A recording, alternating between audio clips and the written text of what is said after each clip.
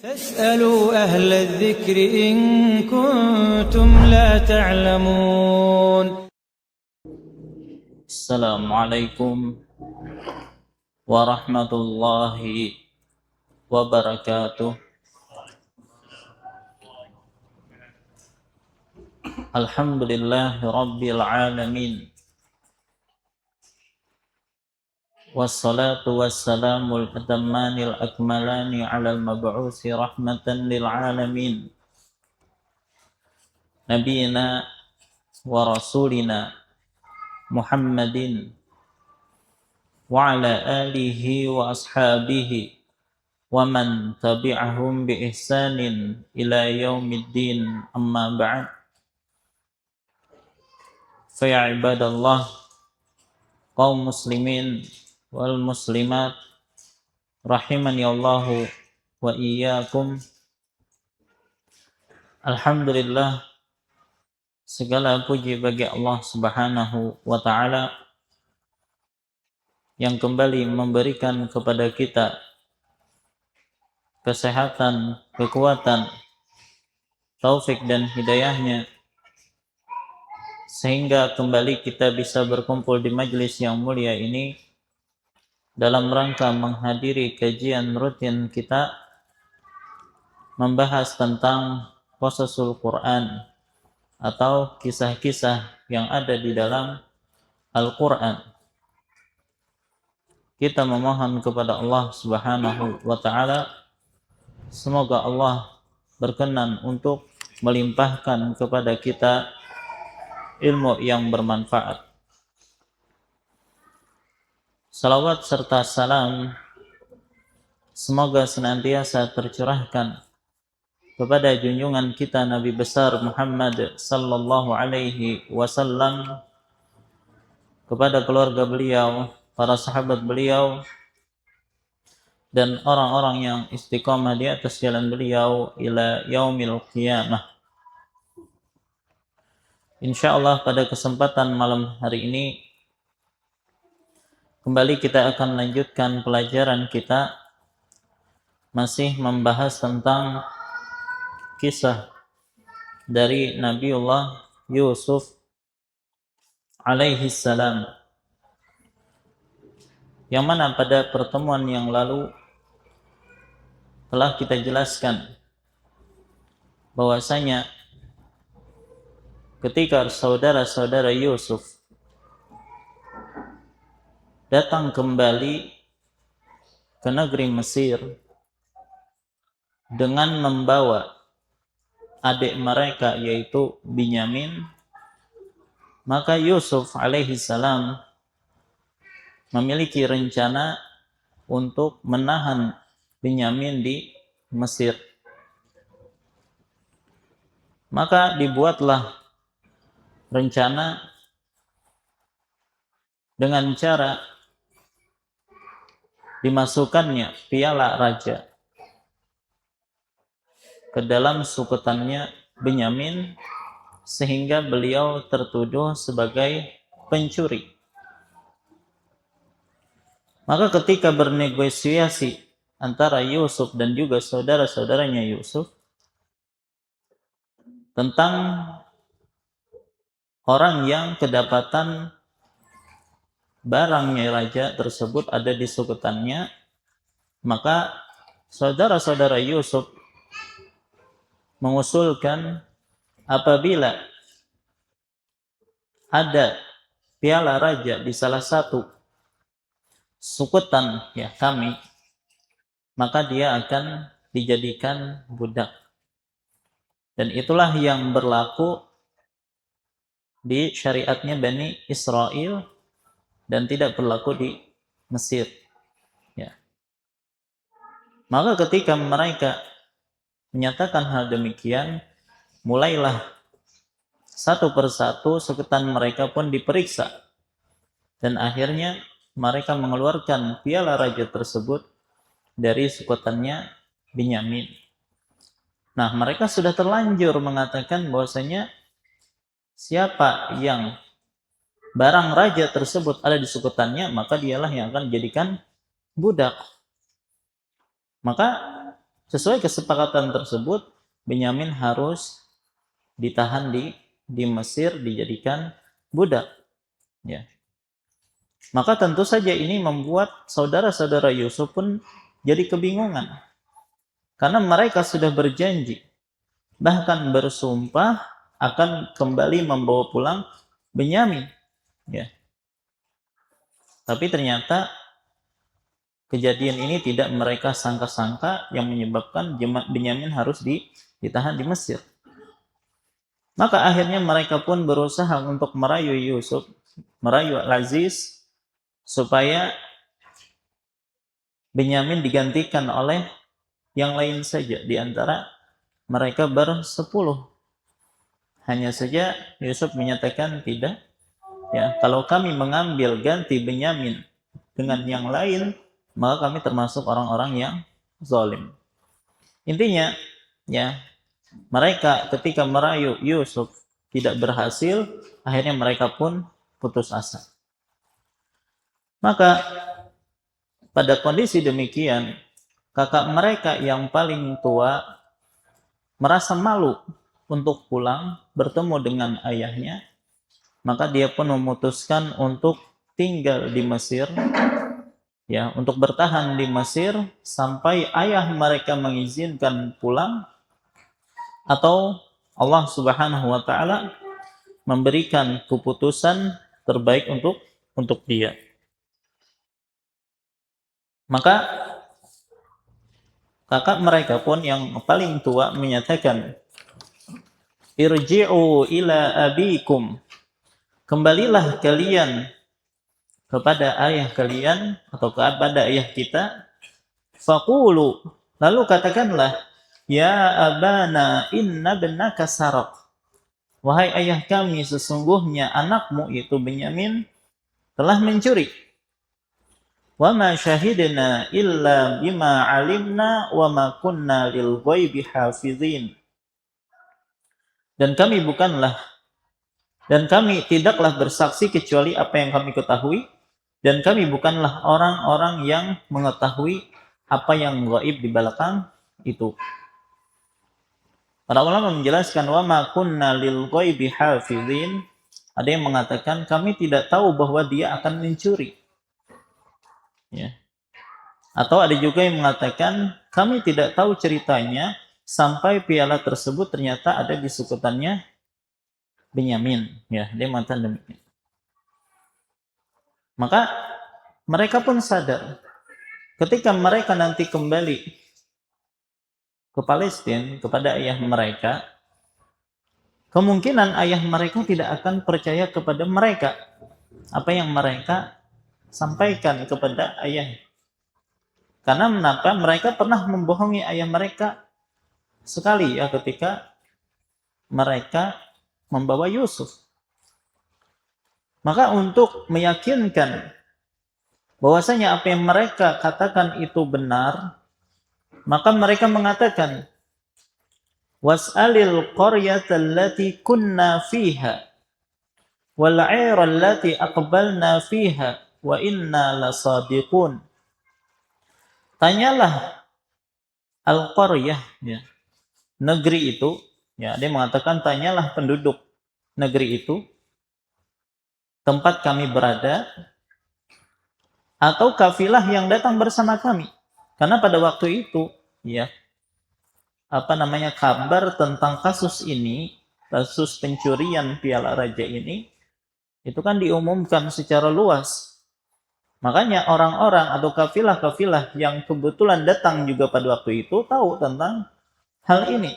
Makanya di sini mereka mengatakan, kalau engkau tidak percaya, wahai ayahanda, tanyakan penduduk negeri yang kami berada di sana, yaitu Mesir maksudnya, dan kafilah yang datang bersama kami. Artinya mereka pasti akan membenarkan apa yang kami katakan. Wa inna lasadiqun, sesungguhnya kami betul-betul orang yang benar, orang yang berkata jujur. Jadi saudara yang paling tua pun ya menyuruh saudara-saudara yang lain untuk pulang menemui ayah dan menjelaskan bahwasanya Benyamin saudara mereka telah mencuri. Ya. Kemudian menyuruh agar mereka memperkuat perkataan mereka ini dengan cara menyuruh agar ayah mereka bertanya kepada penduduk Mesir atau kafilah yang bersama mereka. Baik. Nah, di sini ada pembahasan di kalangan para ulama berkaitan tentang firman Allah, was'alil qaryah,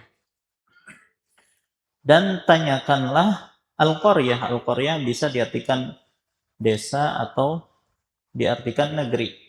Maksudnya di sini adalah Mesir. Di sini dikatakan tanyalah desa atau tanyalah negeri Mesir.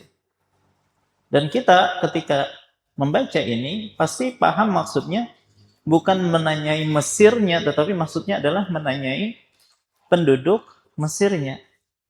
Ya, jadi ada yang dihapus kayak gitu kan. Nah, sebagian ulama menyatakan ini adalah majas di dalam Al-Quran. Ya. Jadi, walaupun disebutkan tanyalah Mesir, maksudnya adalah tanyalah penduduk Mesir. Jadi, penyebutan Mesir itu adalah majas yang menunjukkan maksudnya adalah penduduk Mesir. Ini pendapat pertama menyatakan ini majas. Pendapat yang kedua menyatakan bahwasanya ini bukan majas tapi hakikat. Ya. Artinya tanyalah negeri Mesir itu sendiri. Artinya saking tersebarnya peristiwa tersebut, seakan-akan dinding-dinding yang ada di kota Mesir, pohon-pohon yang ada di kota Mesir tahu akan hal tersebut. Ada yang mengatakan demikian. Ya, menunjukkan ini penekanan maksudnya. Penekanan bahwasanya benar-benar terjadi peristiwa tersebut di Mesir. Baik, lantas ada pembahasan penting berkaitan masalah ini. Apakah memang ada majas di dalam Al-Quran ataukah tidak? Ya, kenapa para ulama membahas tentang permasalahan apakah ada majas di dalam Al-Quran ataukah tidak? Pertama, apa itu majas dulu? Mungkin bagi pian yang pernah belajar di sekolah, ya, entah itu mungkin SMP yang belajar ginian ya, atau SMA, dalam pelajaran bahasa Indonesia itu ada majas. Dan majas itu macam-macam. Nah, apa yang dimaksud dengan majas? Majas itu maksudnya adalah penggunaan suatu kata atau ungkapan di luar makna aslinya. Di luar makna hakikinya. Kalau misalnya, ini sebagai contoh saja. Ya, aku melihat seekor singa atau aku melihat singa sedang berperang di jalan Allah. Baik, ini singa di sini ya Bu, hakikatnya kan binatang ya. Binatang buas. Nah, cuman maksud di sini adalah orang yang memiliki sifat pemberani, syuja. Nah, biasanya orang Arab ya untuk menggambarkan keberanian ya menyebut orang itu dengan panggilan asad atau singa. Nah, ini disebut dengan majas. Jadi menggunakan kata bukan untuk makna hakikatnya, tetapi untuk makna yang lain. Tentu saja dengan adanya alaqah, relasi antara makna tersebut, dan juga ada qarinah yang menunjukkan memang pas digunakan kata tersebut. Ya, contohnya tadi untuk keberanian digunakan kata asad karena memang singa menunjukkan keberanian kan gitu. Nah, ini disebut dengan istilah majas. Nah, tujuan penggunaan majas ya tentu bukan untuk mengelabui, melainkan untuk memperindah gaya bahasa, memperkuat atau menekankan makna. Baik. Nah, itu penggunaan majas di dalam bahasa Arab. Nah, lantas apakah di dalam Al-Quran terdapat majas? Maka para ulama terbagi menjadi dua kelompok dalam masalah ini. Mayoritas ulama atau jumhur ulama mendukung adanya majas di dalam Al-Quran. Ya. Alasan mereka karena Al-Quran diturunkan dalam bahasa Arab yang paling tinggi tingkat balaghahnya, tingkat kesastraannya. Dan dalam balaghah atau kesastraan itu ya pasti banyak mengandung majaz, ya. Supaya lebih indah, lebih tinggi tingkat balaghahnya, maka tentu saja dalam Al-Qur'an ada majaz. Apalagi majaz merupakan puncak keindahan dalam bahasa Arab. Ya, otomatis Al-Qur'an karena memakai bahasa Arab tentu saja harus ada majaz di dalamnya. Nah, di antara contohnya disebutkan oleh mereka tadi, was'alil qaryah. Ya, tanyakanlah kepada Mesir, maksudnya penduduk Mesir. Pendapat yang kedua menyatakan bahwasanya di dalam Al-Qur'an itu tidak ada majaz. Dan ini adalah pendapatnya Syekhul Islam Ibnu Taimiyah, Ibnu Qayyim dan yang lainnya. Kenapa kata mereka tidak ada majaz dalam Al-Qur'an? Pertama, istilah majaz, ya, pembagian antara hakikat dan majaz itu tidak pernah dikenal di zaman Rasulullah, para sahabat maupun tabi'in, datang setelahnya. Dan yang alasan yang lain, dan ini yang paling penting sebenarnya, khawatir pintu majaz ini digunakan oleh kelompok tertentu, oleh para ahlul bid'ah untuk memalingkan makna ayat-ayat Allah atau memalingkan makna dari ayat-ayat berkaitan tentang sifat-sifat Allah Subhanahu wa taala. Ketika dikatakan yadullah, tangan Allah, oh kata mereka ini majaz. Ya, maksudnya bukan tangan Allah yang hakiki tapi adalah kekuatan Allah, qudrah, ya, kemampuan Allah. Nah, akhirnya ini jadi pintu bagi mereka yang ingin menolak sifat-sifat Allah. Makanya pendapat kedua ini sangat menolak adanya majaz, ya. Karena ini membuka pintu bagi mereka yang ingin menolak sifat-sifat Allah dengan alasan itu adalah majaz. Baik. Nah, jadi yang kedua ini sangat menolak. Terus bagaimana mereka menyatakan tentang tadi was'alil qaryah? Tanyakanlah Mesir. Mereka mengatakan, ya, itu sebenarnya hakikat, hanya saja memang uslub Arab atau gaya bahasa Arab memang seperti itu, ya, mengatakan sesuatu tapi maksudnya yang lain. Tapi mereka tidak mengatakan ini sebagai majaz, ya. Sebenarnya kalau kita ingin kompromikan dua pendapat ini, ya, sebenarnya tidak masalah kalaupun kita menyatakan adanya majaz di dalam Al-Qur'an, tetapi dengan aturan yang ketat di situ. Di antara aturannya adalah jangan sampai dengan adanya majaz di sini kita menetapkan adanya majaz justru menolak hal-hal yang berkaitan dengan sifat-sifat Allah Subhanahu wa taala. Ya, jadi memisahkan ranah kebahasaan dengan ranah akidah yang berkaitan dengan sifat-sifat Allah. Maka kalau masalah akidah atau sifat-sifat Allah, maka tidak ada majaz di situ. Baik. Kemudian juga penggunaan majaz harus ada indikator yang jelas, ada kaitan antara makna dengan majaz yang digunakan. Tidak boleh sembarangan dalam menyatakan itu adalah majaz sementara tidak ada indikator di situ majaz, ya.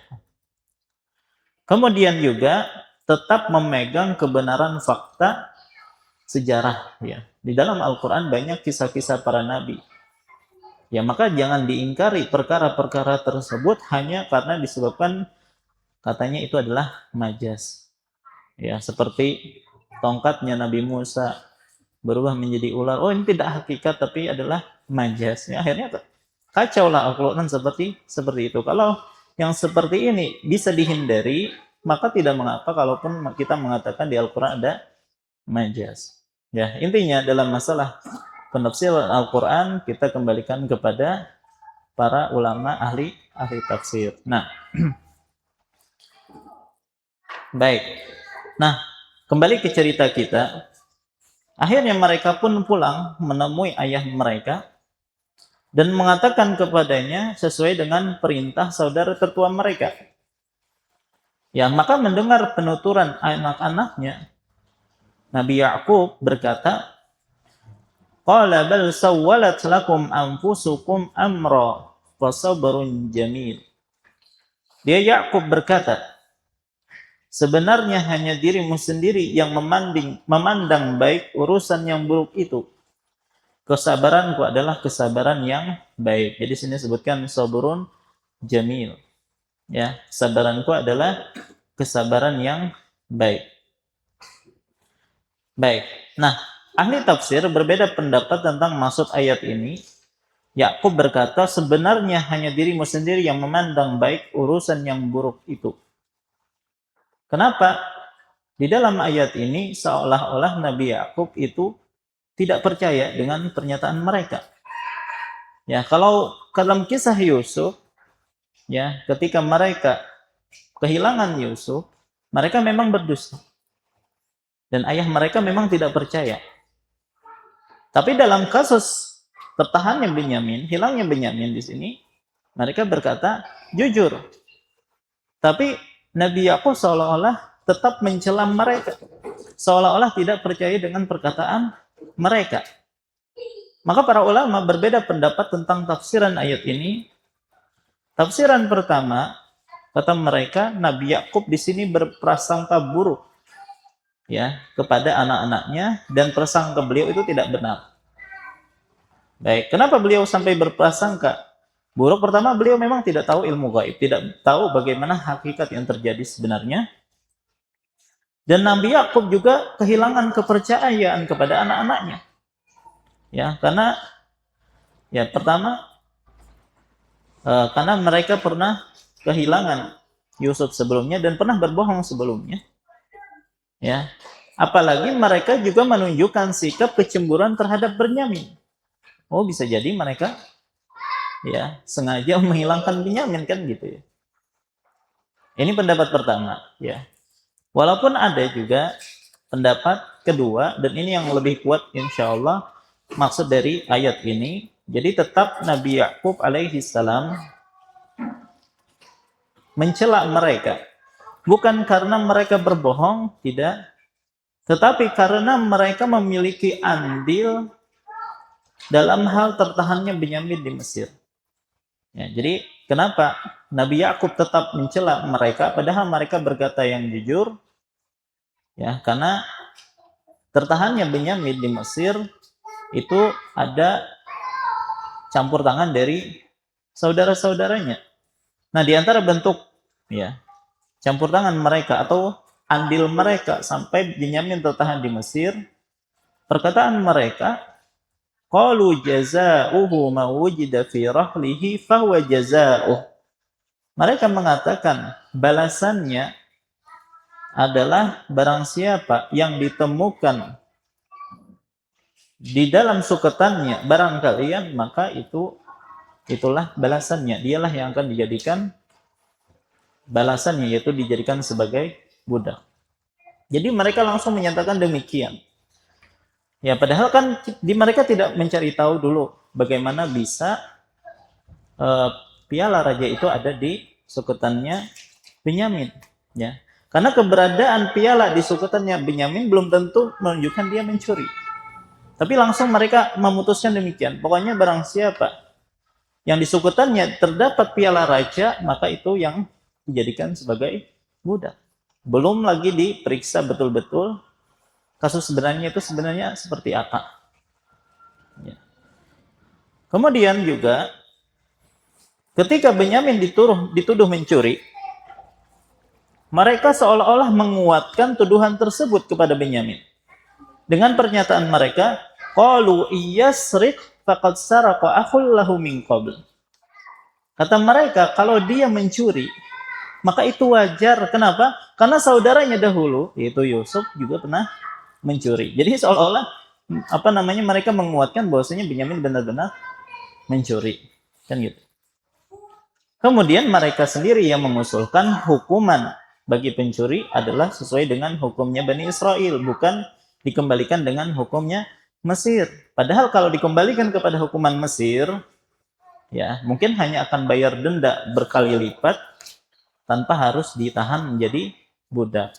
Intinya mereka memiliki andil tentang bertahannya Benyamin di kota Mesir. Nah, itulah ya sebagian ahli tafsir menyatakan kenapa Nabi Yakub tetap mencela anak-anak mereka. Baik. Maka mendengar anaknya ditahan di Mesir, Nabi Yakub hanya bisa bersabar dengan kesabaran yang baik. Wasabrun jamil. Kesabaranku adalah kesabaran yang baik. Kesabaran yang baik itu maksudnya gimana? Ada kayak namanya sabrun jamil di sini. Kan kadang dijadikan nama itu. Maksud sabar yang indah, sabar yang baik itu adalah tidak mengeluh kepada manusia. Ya, tidak mengeluh kepada manusia. Jadi dia hanya mengeluh kepada Allah. Dan mengeluh kepada Allah itu tidak menafikan kesabaran. Dan itulah yang dilakukan oleh Yakub alaihi salam. Beliau sedih. Ya, tapi beliau sama sekali tidak pernah mengeluh kepada manusia, tapi mengeluhkan segala kesedihannya itu kepada Allah Subhanahu wa taala, dan itulah kesabaran. Ya, jadi mengeluhkan penderitaan, mengeluhkan kesedihan kepada Allah itu tidak menafikan yang namanya kesabaran. Nah, justru disebutkan Nabi Yakub alaihi salam justru semakin yakin, justru semakin percaya bahwasanya Yusuf itu akan kembali. Jadi ini kan Benyamin hilang juga nih. Kemudian saudara tetua mereka juga di Mesir tidak mau pulang. Ya, jadi ada 3 yang anaknya yang sekarang tidak ada. Ya, pertama adalah Yusuf, kedua Benyamin, dan yang ketiga adalah anak tertua dia. Dan ini adalah kesedihan yang bertubi-tubi yang melanda Yakub alaihi salam. Tapi justru dalam kondisi kesedihan yang memuncak ini, ya, dia semakin yakin, semakin percaya bahwasanya Yusuf akan kembali. Baik. Makanya Yakub mengatakan asallahu ayyatiyani bihim jami'a. Innahu huwal alimul hakim. Mudah-mudahan Allah mendatangkan mereka semua. Mereka di sini 3 orang tadi. Yusuf, Benyamin, dan putra tertuanya Yakub. Yang ada yang mengatakan namanya adalah Yahuda. Sesungguhnya dia yang maha mengetahui lagi maha bijaksana. Jadi Nabi Yakub berdoa dengan penuh ketulusan ketika beliau berada dalam situasi yang sangat terdesak, puncak kesedihan, karena tidak hanya Yusuf sekarang yang hilang, ya. Dan begitulah seharusnya sikap seorang muslim. Semakin terhimpit oleh keadaan, semakin kuat dia berserah diri kepada Allah Subhanahu wa taala. Ya, karena setiap peristiwa yang terjadi itu atas pengetahuan Allah Al-Alim dan pasti mengandung hikmah, ya. Makanya nama Allah Subhanahu wa taala Al-Alim dan Al-Hakim, Maha mengetahui dan Maha bijaksana. Artinya segala apa yang Allah lakukan itu pasti mengandung hikmah di situ. Makanya Al-Alusi rahimahullah pernah mengatakan, fa innahu qad jarat sunnatuhu ta'ala anna syiddata idza tabahat tanahat yaj'al wara'aha farajan 'azima. Sesungguhnya yang sudah menjadi sunnatullah, ketetapan Allah, bahwasanya apabila suatu kesusahan atau suatu kesulitan sudah mencapai puncaknya, maka Allah akan menjadikan kemudahan atau jalan keluar yang agung setelahnya. Mengulangi, sunnatullah berlaku apabila kesulitan, kesusahan, penderitaan telah mencapai puncaknya, maka Allah akan menjadikan kemudahan atau jalan keluar yang agung setelahnya. Baik, dan hal ini diketahui oleh para anbiya. Semakin keadaan sulit, maka semakin besar tawakal mereka kepada Allah Subhanahu wa taala. Semakin mereka bergantung kepada Allah Subhanahu wa taala. Misalnya Nabi Musa alaihi salam dalam kondisi yang paling sulit, yaitu ketika membawa kabur Bani Israel dari Mesir. Dan mereka dikejar oleh pasukan Firaun di belakang. Ya, dan di hadapan mereka terbentang Laut Merah. Jadi mereka terkurung atau terhimpit dua hal laut, di belakang musuh mengejar. Ya, dan Bani Israel pada waktu itu sudah merasa tidak ada jalan keluar lagi. Falamma tara al-jam'ani qala ashabu Musa inna lamudrakun. Maka ketika kedua golongan itu saling melihat, berkatalah pengikut-pengikut Musa, sesungguhnya kita benar-benar akan tersusul oleh pasukannya Firaun. Cuman apa kata Musa? Dengan yakinnya dia mengatakan, qala kalla inna ma'i rabbi sayahdin. Sekali-kali tidak, kita tidak akan tersusul. Sesungguhnya Tuhanku bersamaku, dia akan memberi petunjuk kepadaku. Ya, jadi bertawakal kepada Allah, diserahkan semuanya kepada Allah Subhanahu wa taala. Dan akhirnya Allah pun memerintahkan agar Nabi Musa memukulkan tongkatnya, akhirnya terbelahlah lautan dan mereka pun selamat dari kejaran Firaun. Ya. Begitu juga ketika Nabiullah atau Nabi Muhammad SAW ketika bersembunyi di Gua Tsaur ketika mau berhijrah. Ya, beliau bersembunyi bersama Abu Bakar. Dan orang-orang mencari-cari Nabi SAW, bahkan dibuat sayembara. Siapa yang bisa mendatangkan Muhammad dan Abu Bakar, maka akan diberikan onta 100 ekor.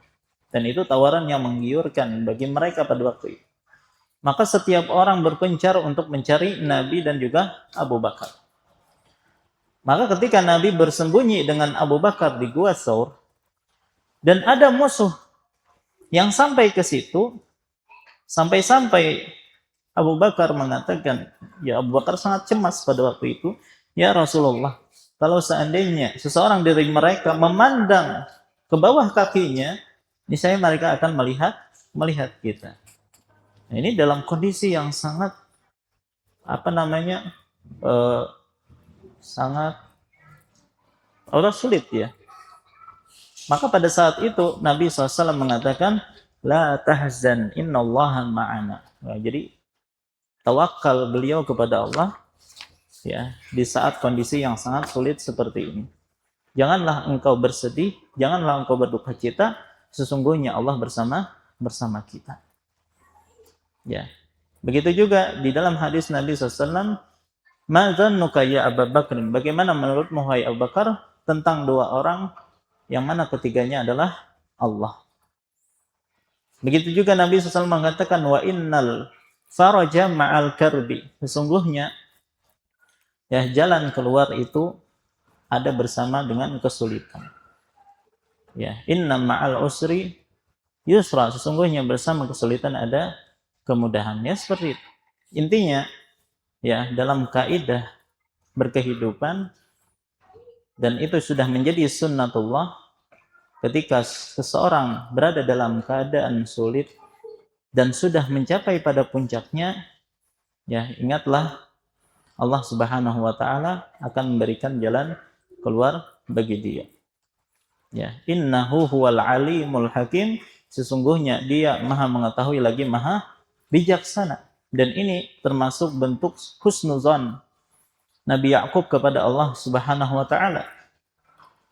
Nabi Yakub yakin semua hal yang terjadi ini itu didasari atas ilmu Allah yang sangat luas dan juga hikmah Allah Subhanahu wa taala.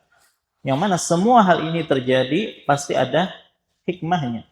Ya walaupun pikiran kita mungkin tidak sampai mencari tahu hikmah tersebut. Nah, makanya sering kita sampaikan ketika kita membahas tentang warisan. Allah Subhanahu wa taala menutup ayat surah An-Nisa ayat 11. Aba'ukum wa abna'ukum la tadruna ayyuhum aqrabu lakum naf'a faridatan minallah innallaha kana aliman hakima.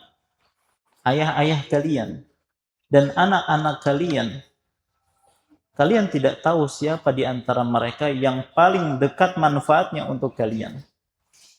Artinya dalam pembagian warisan, Allah sudah mengatur si fulan dapatnya sekian, si fulan dapatnya sekian.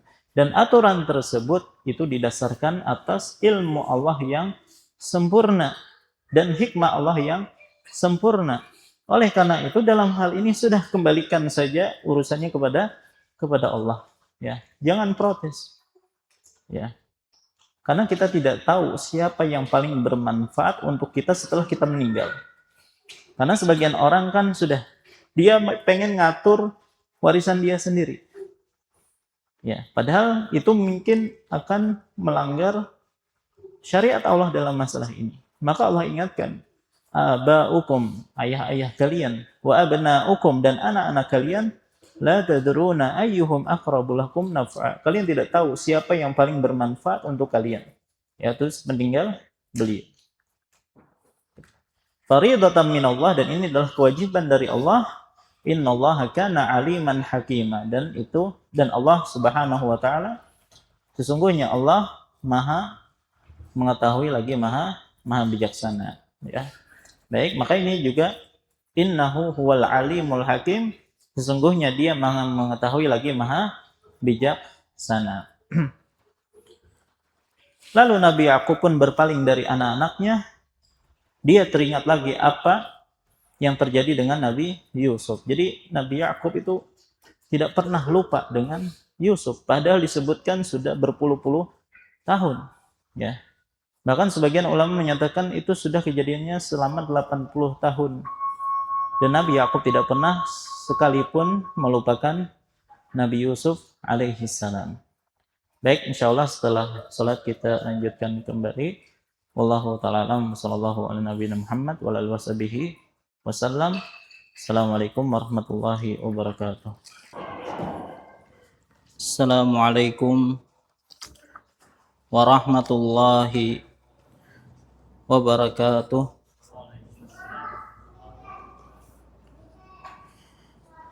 Alhamdulillah rabbil alamin, wa bihi nasta'in ala umurid dunya wad din. Wa ashhadu an la ilaha illallah wahdahu la syarikalah, wa ashhadu anna Muhammadan abduhu wa rasuluh. Allahumma salli wa sallim wa barik ala nabiyina wa rasulina Muhammadin wa ala alihi wa ashabihi wa man tabi'ahum bi ihsanin ila yaumiddin, amma ba'd. Fa insyaallah kita lanjutkan kembali pembahasan kita. Maka Nabi Yakub pun berpaling dari anak-anaknya, dan dia teringat lagi dengan apa yang terjadi dengan Nabi Yusuf. Maka beliau pun bersedih dan tidak kuasa untuk menahan tangisnya. Beliau berkata, Allah berfirman, wa tawalla anhum, dan Yakub berpaling dari mereka, dari anak-anaknya. Wa qala ya asafa ala Yusuf, seraya berkata, alangkah kasihannya Yusuf. Wa biyaddat aynahu minal huzni fahuwa kadhim, dan kedua matanya pun menjadi putih karena bersedih. Jadi karena seringnya dia menangis, sampai-sampai disebutkan mata beliau ya itu berubah menjadi putih. Ya, hitamannya itu memudar. Ada yang mengatakan beliau tidak buta, hanya saja kurang penglihatan beliau, dan ada yang mengatakan beliau memang buta. Ya. Kemudian fahuwa kadzim, dia adalah orang yang sungguh-sungguh menahan. Menahan di sini ada yang mengatakan menahan amarahnya. kepada anak-anaknya. Ada juga yang mengatakan menahan kesedihannya. Ya. Jadi Nabi Yakub disebutkan terus-menerus menangis karena sedih kehilangan Yusuf dan khawatir akan keselamatan Yusuf. Dan itu beliau lalui bertahun-tahun, berpuluh-puluh tahun namanya, sampai membuat beliau menjadi buta tadi. Selain merasakan kesedihan yang mendalam, beliau juga menahan amarahnya kepada anak-anaknya yang telah membuatnya sedih, ya, membuatnya jengkel. Jadi Nabi Yakub alaihi salam termasuk di antara orang, ya, beliau adalah nabi yang diuji dengan durhakanya anak-anaknya. Bukan 1, 2, tapi sudah sampai 10. Dan sejak mereka berbohong kepada ayah mereka, memisahkan beliau dengan Yusuf, sejak saat itu sampai beberapa tahun, berpuluh-puluh tahun, mereka sama sekali tidak pernah meminta maaf kepada ayahnya. Ya, sampai ayahnya terus-menerus dalam kesedihan. Ya. Ya, sampai 80 tahun tadi. Baik, dan beliau senantiasa memendam amarahnya kepada anak-anaknya. Di sini disebutkan fahuwa kazim. Kazim itu dari asal katanya kadmul siqa, ya. Jadi kalau di zaman dulu kan tempat air itu dari kulit, ya. Kalau diisi ketika sudah hampir penuh, nah biasanya diikat ujungnya. Dan kalau sudah seperti itu, nggak bisa lagi ditambah, karena kalau ditambah malah lober karena sudah terlalu penuh. Nah, kadmus siqa berarti menahan ujung tempat tadi dari kulit tadi. Nah, itu disebut dengan istilah kadmus siqa atau menahan apa yang di dalamnya. Nah, ternyata kata ini dipinjam untuk menahan amarah. Artinya yang disimpan oleh Nabi Yakub itu mungkin sudah penuh, tapi beliau berhasil untuk menahannya. Nah, itulah gambaran yang disebutkan di sini fahuwa kazim. Ada yang mengatakan menahan di sini adalah kesedihan yang memenuhi hatinya dan dia tahan, atau menahan amarahnya kepada anak-anaknya yang selama ini membuat dia sedih. Jadi meskipun rasa sedih Nabi Yakub alaihi salam, ya, itu berdampak secara fisik kepada matanya, ya, sampai buta tadi, maka kita katakan bahwasanya menangis di sini memang perkara manusiawi. Seseorang yang sedih kemudian menangis itu adalah perkara yang manusiawi. Nabi SAW ketika kehilangan anaknya Ibrahim, beliau menangis. Maka ini adalah sesuatu yang manusiawi. Dan ketika menangis tersebut, Nabi Yakub tetap menjaga dirinya dari ratapan berlebihan yang disebut dengan niyaha, tidak sampai merobek-robek baju, menampar-nampar pipi misalnya. Maka ini dilarang, dan ini menunjukkan ketidaksabaran. Jadi menangis saja itu bukan berarti tidak sabar. Ulangi, menangis saja itu tidak berarti tidak sabar. Ya. Yang tidak sabar itu kalau sampai meratap tadi, sampai memukul-mukul pipi, merobek-robek baju. Kemudian Nabi Yakub alaihi salam itu senantiasa berprasangka baik kepada Allah Subhanahu wa taala. Jadi bukan prasangka buruk, enggak. Dan beliau juga menahan diri dari melampiaskan amarah pada anak-anaknya, ya, yang dahulu berbuat jahat kepada Yusuf. Apalagi Nabi Yakub alaihissalam senantiasa mengadukan kesedihannya kepada Allah Subhanahu wa taala. Maka perkara-perkara ini, ya, menunjukkan bahwasanya Nabi Yakub itu masih dikategorikan orang yang sabar, bahkan sangat sabar. Bayangkan 80 tahun dia menanggung kesedihan tersebut. Dan dia tidak mengadu kesedihannya tersebut kepada manusia, tapi senantiasa mengadukan hal tersebut kepada Allah Subhanahu wa taala. Baik, jadi kesedihan itu adalah sesuatu yang manusiawi dan Nabi Yakub itu menjaga hal-hal yang itu menunjukkan ketidaksabaran. Baik. Karena mungkin ada yang berpikir, oh berarti Nabi Yakub ini nggak sabar. Enggak, jawabannya beliau orang yang sabar. Adapun menangisnya beliau itu adalah perkara manusiawi. Baik. Maka melihat ayahanda mereka, yaitu Yakub bersedih, menangis, dan kembali menyebut-nyebut Yusuf, mereka malah jengkel. Ini saudara-saudaranya Yusuf. Padahal mereka penyebab utamanya. Ya, mereka yang dari awal memisahkan Yakub dari Yusuf. Ya. Ketika Yakub bersedih terus-menerus, bahkan sampai buta matanya, maka justru anak-anaknya mengejek atau mungkin menggerutu terhadap apa yang dilakukan oleh ayahnya. Mereka mengatakan, qalu tallahi tafta'u tazkuru Yusuf. Mereka berkata, demi Allah engkau tidak henti-hentinya mengingat Yusuf. Ya, seolah-olah mereka kesal ketika ayahnya senantiasa teringat Yusuf. Hatta takuna haradan aw takuna minal halikin. Sampai-sampai engkau mengidap penyakit berat. Ada yang mengatakan tubuh Yakub itu sangat kurus.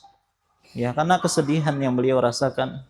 Ya, itu mengakibatkan beliau sakit-sakitan, tubuhnya kurus. Au takuna minal halikin, atau engkau termasuk orang yang akan binasa. Engkau bisa jadi binasa disebabkan karena kesedihanmu ini. Ya. Dan ini menunjukkan bahwasanya kesedihan ya itu bisa menyebabkan seorang meninggal. Dan ini banyak kan kejadian karena saking sedihnya akhirnya meninggal dunia. Baik. Maka ketika anak-anaknya mengucapkan kata-kata tersebut yang justru menambah sakit hati Yakub alaihi salam, nah maka beliau sama sekali tidak menghardik mereka, tidak membentak mereka. Ya, ini termasuk tadi bahwa kazim, dia menahan diri dari marah kepada mereka. Beliau justru mengucapkan ucapan mulia yang menjadi suri teladan bagi seluruh manusia. Dia mengatakan, qala innama ashku bathi wa huzni ila Allah wa a'lamu minallahi ma la ta'lamun. Dan Yakub menjawab, hanya kepada Allah aku mengadukan kesusahan dan kesedihanku. Aku mengetahui dari Allah apa yang tidak kamu ketahui. Nah, ini menunjukkan bahwasanya beliau senantiasa mengadukan segala kesedihan beliau kepada Allah Subhanahu wa taala. Ya. Di sini ada dua hal ya, bathi dan huzni, ya, al-bath dan al-huzn. Nah, disebutkan perbedaan antara al-bath dengan al-huzn. Kalau al-bath itu adalah kesedihan dengan memikirkan sesuatu yang buruk, ya, yang akan terjadi di masa depan. Al-bath berarti puncak kesedihan dengan memikirkan sesuatu yang buruk ke depan, di depan harinya, ya. Kalau huzn, kesedihan terhadap musibah yang telah lalu.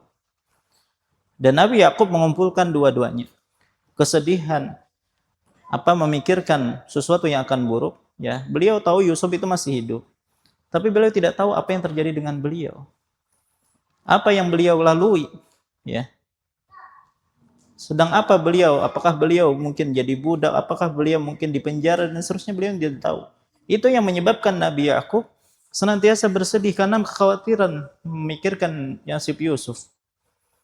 Kalau beliau tahu mungkin Yusuf sudah meninggal, ya mungkin beliau bersedih, tapi akhirnya kemudian bisa bersabar dan melupakannya. Ya, tetapi beliau tahu Nabi Yusuf itu belum meninggal. Ya, dan ini sejak awal ketika Nabi Yusuf bercerita tentang mimpinya. Kemudian al-huzn, ya tadi kesedihan, yaitu ketika dia berpisah dengan Yusuf. Jadi dikumpulkan pada diri Yakub dua hal ini, ya, kesedihan yaitu al-bath dan al-huzn, kesedihan di masa lalu. Baik. Kemudian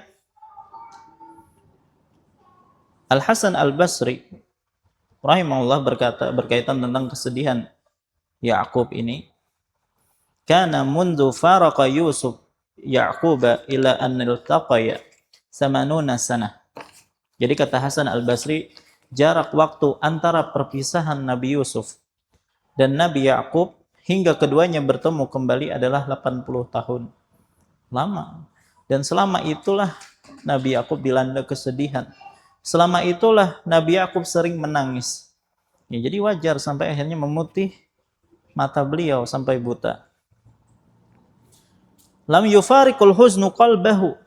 Selama itu kesedihan tidak pernah lepas dari hati Nabi Ya'qub. Ya. Dan ini cobaan yang berat, ya. Bagaimana seorang senantiasa mendapatkan kesedihan selama 80 tahun lamanya. Ya. Kalau kita umur berapa? 30 ke atas. Ya. Tidak sedih setiap hari. Ya, ada senangnya, ada sedihnya. Tapi Nabi Ya'qub alaihissalam selama 80 tahun itu senantiasa dalam keadaan sedih disebabkan karena perpisahan beliau dengan Yusuf, dan ini adalah ujian yang berat. Jadi penderitaan Nabi Ya'qub itu bukan penderitaan yang biasa. 80 tahun menahan kesedihan. Baik. Wa dumu'uhu tajri ala khaddaihi, dan air matanya terus mengalir di pipinya. Wa ma'ala wajhil ardi yawma idzin 'abdun ahabbu ila Allah min Ya'qub. Padahal di masa itu tidak ada hamba yang lebih dicintai oleh Allah di atas muka bumi selain Nabi Ya'qub. Ya, pada waktu itu Ya'qub adalah hamba yang paling dicintai oleh Allah Subhanahu wa taala, ya, tetapi justru Allah memberikan ujian yang begitu berat.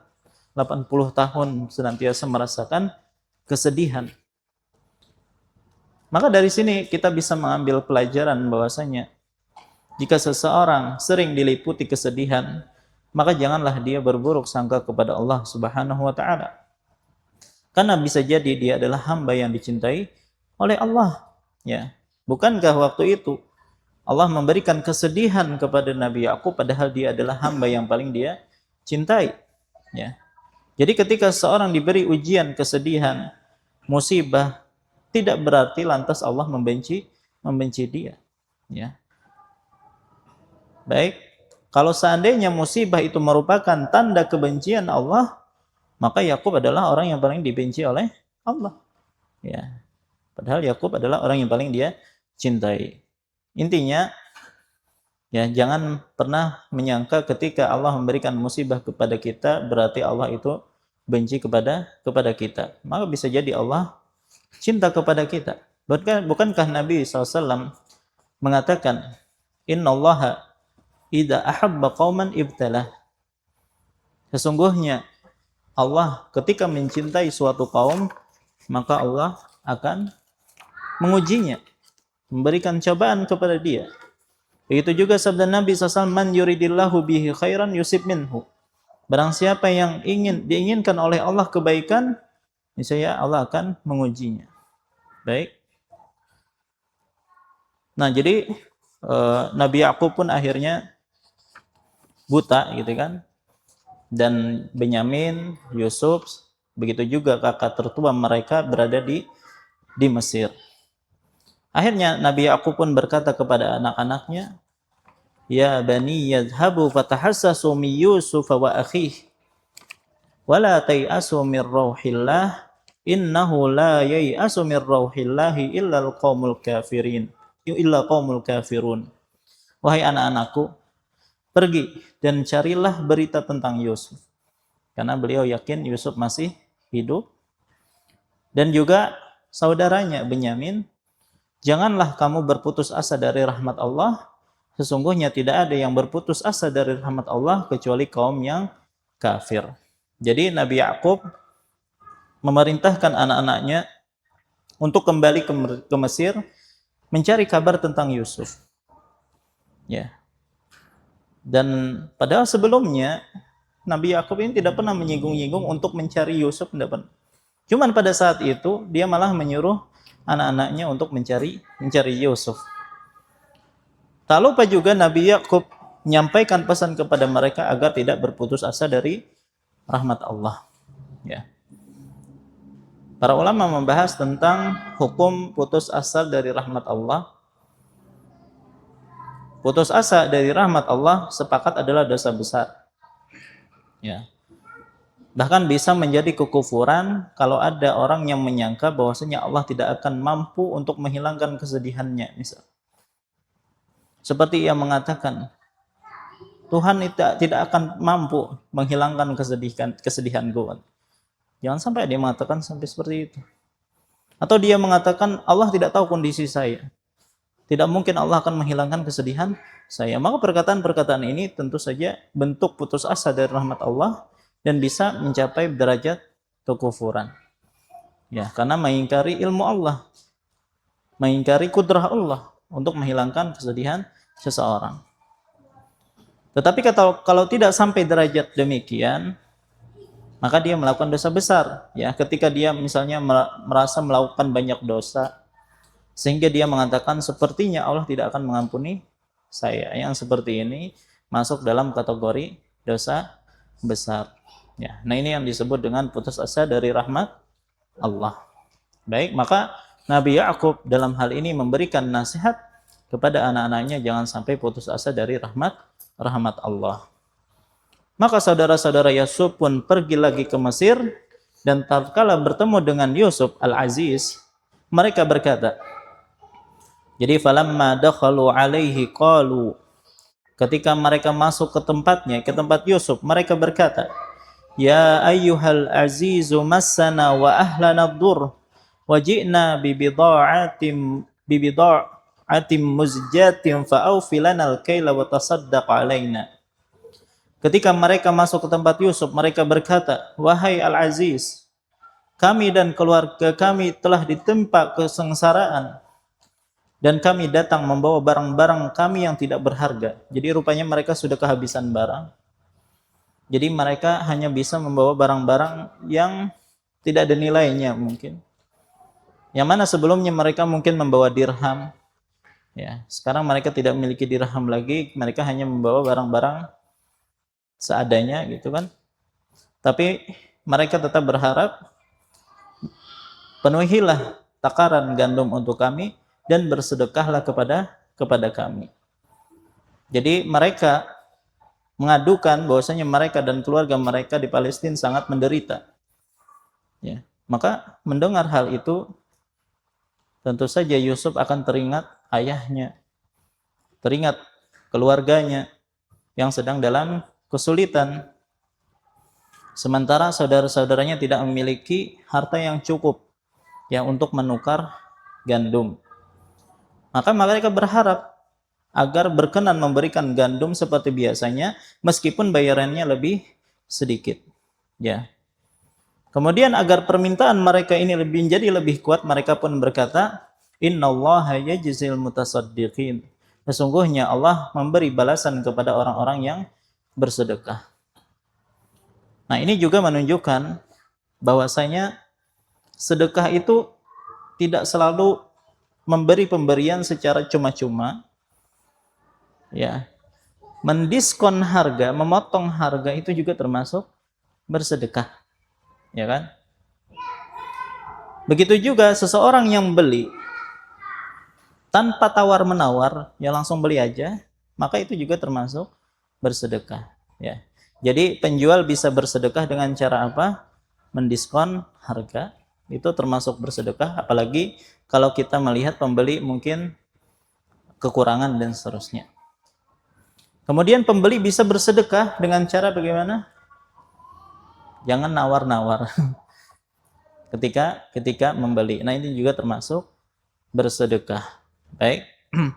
Bahkan sebagian ulama menjelaskan bahwasanya salah satu bentuk sedekah secara sembunyi-sembunyi, di mana tangan kiri tidak mengetahui apa yang dilakukan di tangan kanannya, adalah dengan tidak menawar harga barang yang dibelinya. Jadi ini termasuk kategori bersedekah.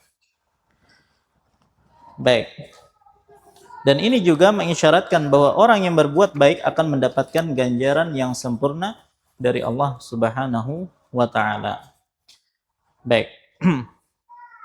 Maka Nabi Yusuf pun merasa tidak tega melihat kondisi mereka. Akhirnya beliau pun mengungkapkan jati dirinya, ya, bahwasanya dia adalah Yusuf, saudara-saudara mereka. Dia mengatakan, qala hal alimtum ma fa'altum bi Yusuf wa akhihi id antum jahilun. Dia berkata, tahukah kalian kejelekan apa yang telah kalian perbuat terhadap Yusuf dan saudaranya karena kamu tidak mengetahui akibat perbuatanmu itu? Jadi ayat ini menggambarkan bahwa ketika Nabi Yusuf menegur saudara-saudaranya, beliau melakukan dengan kelembutan. Ya, jadi beliau mengatakan gini, tahukah kejelekan apa yang kalian perbuat terhadap Yusuf dan saudaranya ketika kalian jahil? Beliau tidak langsung menyalahkan kalian ini yang telah membuang aku, misalnya kan, buat zalim kepadaku, enggak.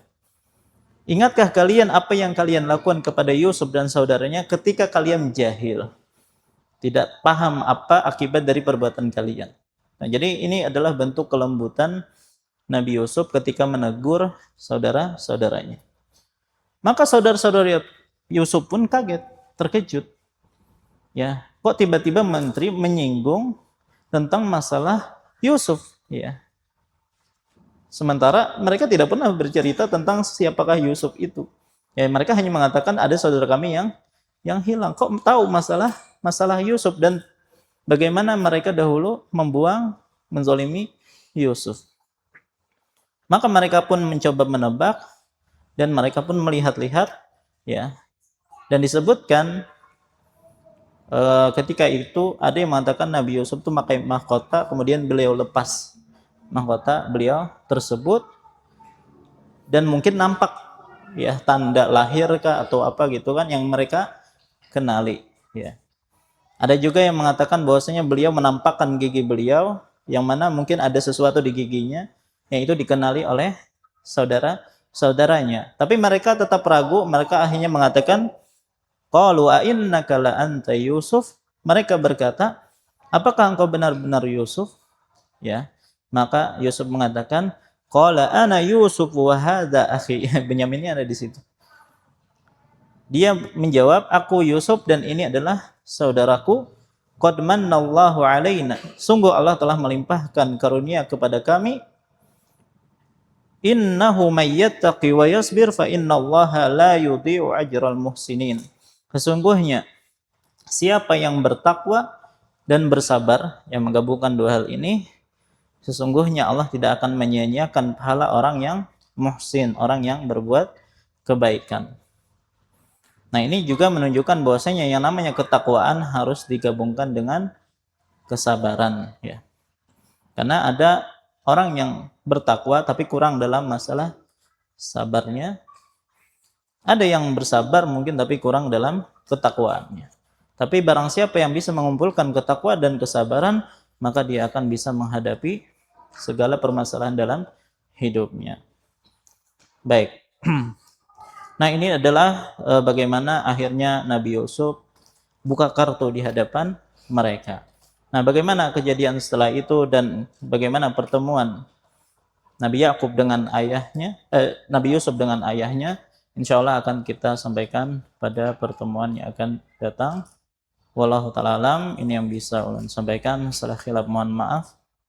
Wassallallahu ala nabiyina Muhammad wa ala alihi wasallam. Subhanakallahumma bihamdika asyhadu an la ilaha illa anta astaghfiruka wa atubu ilaik. Assalamualaikum warahmatullahi wabarakatuh.